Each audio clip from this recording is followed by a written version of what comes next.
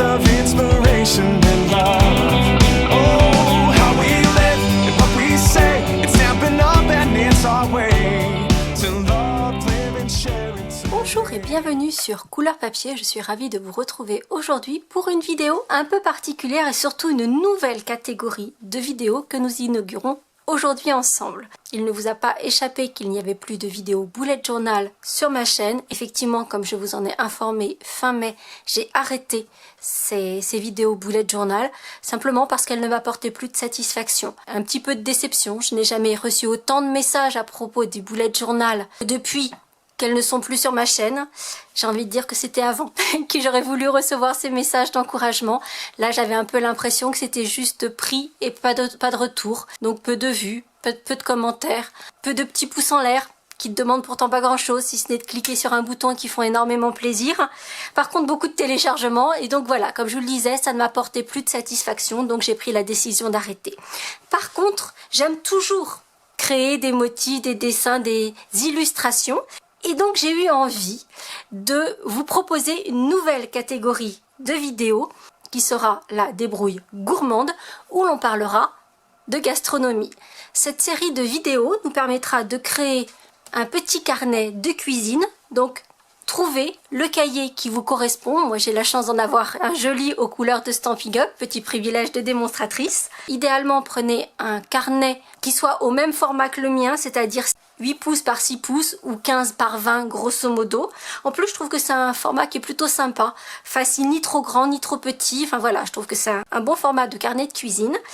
Et en fait, au fur et à mesure des mois, on va se concocter notre propre petit carnet de recettes, nos petites recettes chouchou. Et en fait, je vais vous solliciter, vous, oui, vous qui me regardez. Ce dont j'ai envie, c'est que bien sûr moi j'ai des recettes à partager avec vous, mais je suis sûre que vous aussi vous en avez plein à partager avec nous.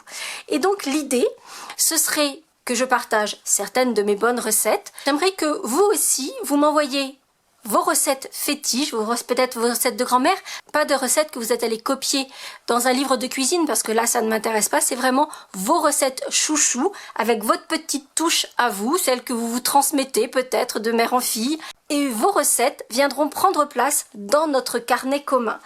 Je leur ferai des jolies décorations et je viendrai vous en parler lors de vidéos du dimanche. Donc un petit peu sur le même principe que le bullet journal, il y aura des illustrations qui viendront accompagner notre recette du mois. Et j'utiliserai toujours nos outils, nos produits Stampin' Up pour venir agrémenter, décorer notre petit carnet. Et donc pour inaugurer la débrouille gourmande, nous allons parler confiture, c'est la pleine saison. J'ai un chéri qui adore les confitures, j'en fais une quantité énorme tous les étés pour que ça puisse tenir toute l'année. Et donc là c'est la pleine saison des framboises, donc j'ai fait entre autres des confitures de framboises, mais pas n'importe quelle confiture de framboise. Il s'agit de confiture de framboise épépinée. Je vous donne la recette, donc vous la trouverez en téléchargement sur le blog, donc en cliquant sur le lien en barre d'infos ou sur la miniature à la fin de cette vidéo, et vous allez pouvoir télécharger les étiquettes et la recette. Pour les étiquettes, vous allez en avoir 6 par page. J'ai choisi du papier craft, j'adore, je trouve que c'est très joli, très élégant, un petit peu vintage, moi j'adore, mais vous pouvez le faire simplement sur du papier blanc. Et donc par page, vous aurez 6 étiquettes qui ont été créées pour s'adapter parfaitement au format de Sedaille. Il vient de la collection Hippo et ses amis. Je vous avais déjà montré cette collection parce que je les aime beaucoup. Donc on a cette collection d'étiquettes surpiquées qui je trouve sont parfaites pour des étiquettes de confiture. Donc clairement mes étiquettes ont été créées pour ce format de découpe, mais vous allez pouvoir les découper autrement si vous voulez, peut-être simplement avec un rectangle, enfin voilà, trouver une autre étiquette dont le format s'adaptera. Sachez qu'elles ont été créées pour s'adapter à ce format-là pour autant. Et vous allez donc pouvoir découper les petites étiquettes comme ceci, toujours avec ce petit effet de surpiqûre sur le pourtour, la petite touche élégante et raffinée dont je suis particulièrement fan. Et pour ce qui concerne la recette, là encore vous allez l'imprimer sur votre papier, que ce soit du papier craft comme moi ou du papier blanc. Pour information, je vous mettrai dans la liste des courses le lien Amazon avec le papier craft que moi j'ai trouvé. Sans vouloir faire de publicité, c'est un papier Clairefontaine, donc un papier de bonne qualité. Et vous allez donc pouvoir également découper la recette qui est pré-imprimée avec là encore des petites illustrations et puis une petite découpe parce que j'ai vraiment envie que ce carnet de recettes soit particulièrement joli. Donc à chaque fois, il y aura des petites choses pour pouvoir décorer et faire que ce carnet soit juste parfait. Pour ma recette, alors vous verrez quand vous allez l'imprimer, il y a un petit trait noir autour qui vous permettra de découper. Vous allez faire votre découpe juste un peu à l'intérieur de ce trait pour qu'il ne se voit plus. Et du coup, votre recette sera parfaitement au format de votre carnet. Mais comme vous l'avez vu, c'est du papier, simplement du papier, il n'est pas autocollant, ce qui veut dire que j'ai utilisé notre adhésif double face en feuille, que j'ai collé au dos de ma découpe avant de faire la petite découpe dentelle au bas de ma recette.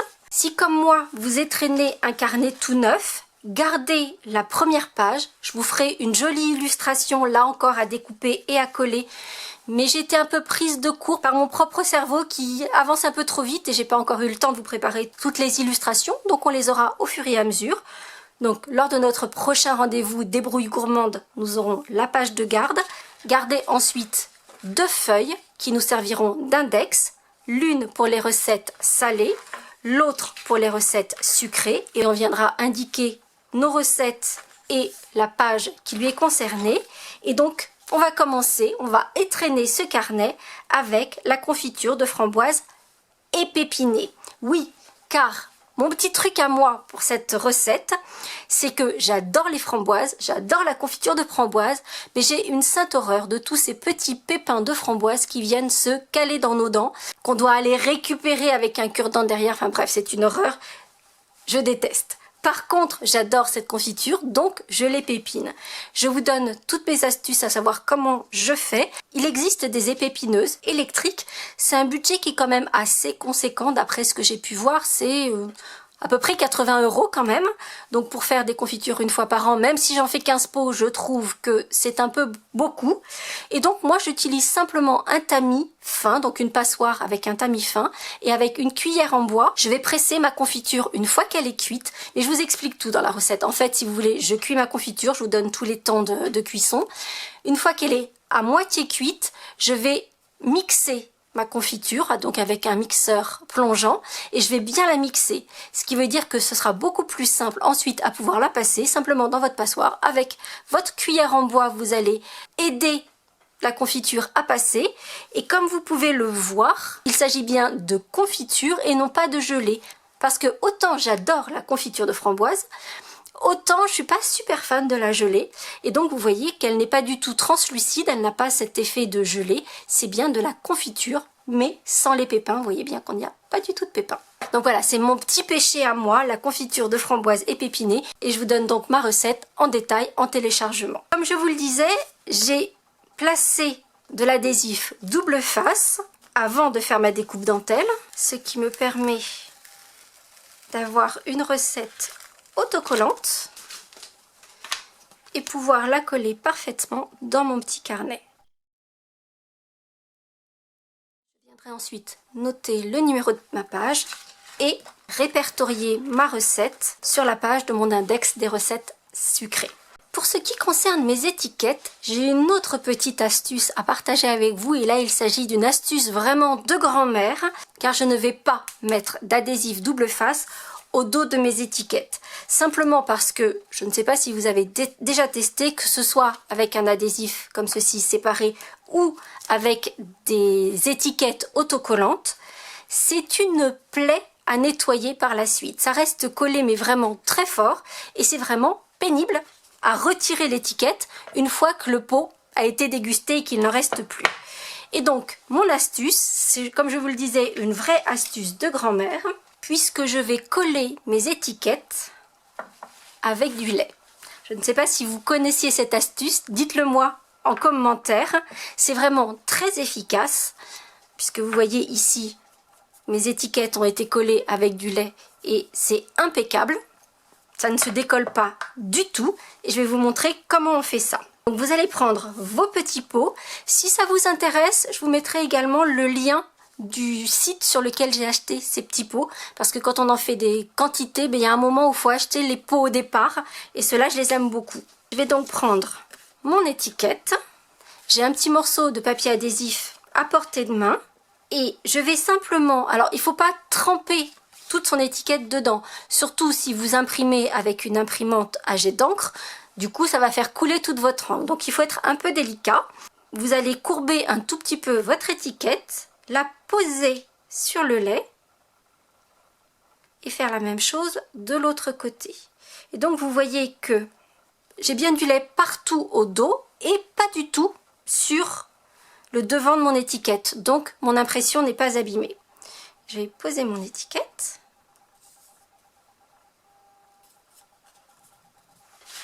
Et donc là, il y a toujours un petit peu de lait qui ressort. C'est pour ça que j'ai mon papier absorbant qui me permet de bien poser mon étiquette. Et voilà, mon petit pot est étiqueté.